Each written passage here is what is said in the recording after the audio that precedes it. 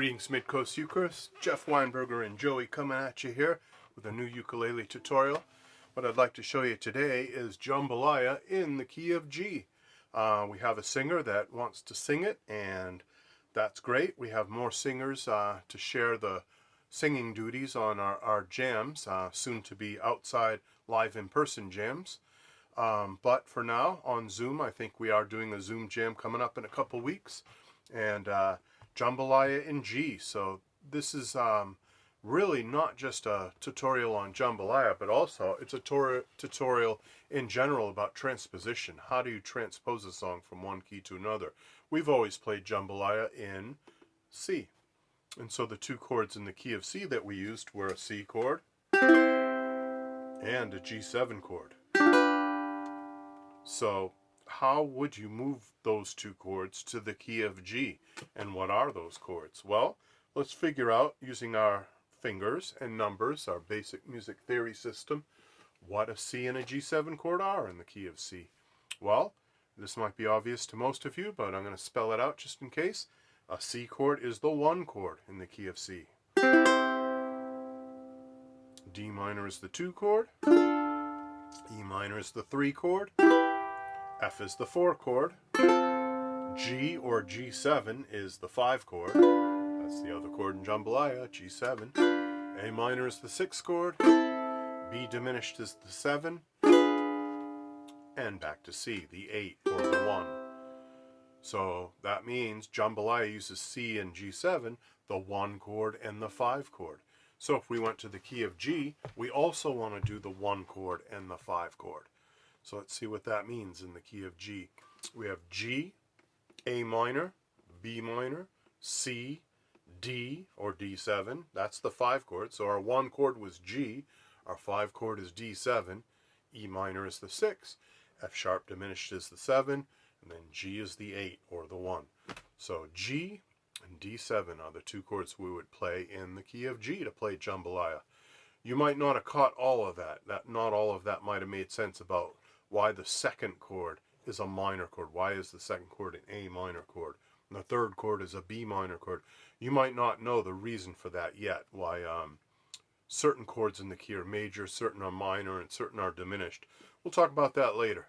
But for the meantime, we figured out at least the letter names. We figured out G, A, B, C, D. We know a G something is the 1 chord and a D something is the 5th chord. So that's good enough, knowing G and D. And then on top of that, we just put the chord quality. G is a major chord. D is a D7 chord, a 7th chord, dominant 7. So G and D7, that's how we figured it out.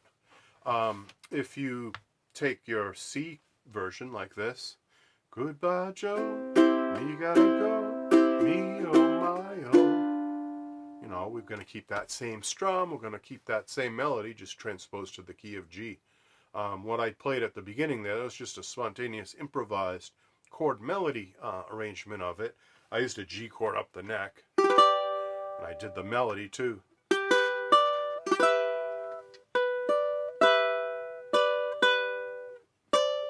And I did a D7 chord. I won't teach you that today unless you really want me to. I will teach each and every one of you anything you want to know.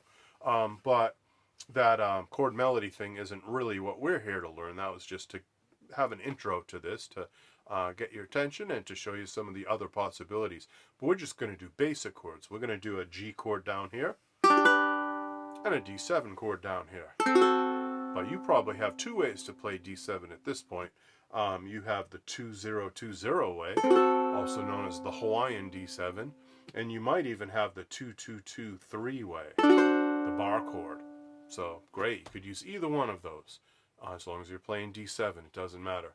So in the key of G, goodbye Joe, that's really high for me to sing, but that's why I'm not going to be singing it. When I see you next, somebody else is going to be singing it, and they can do the key of G.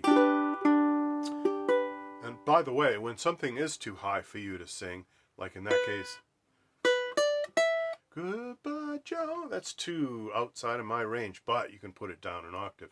Goodbye Joe, me gotta go, me oh my oh. That fits my tenor voice range very well. There's no problem with that.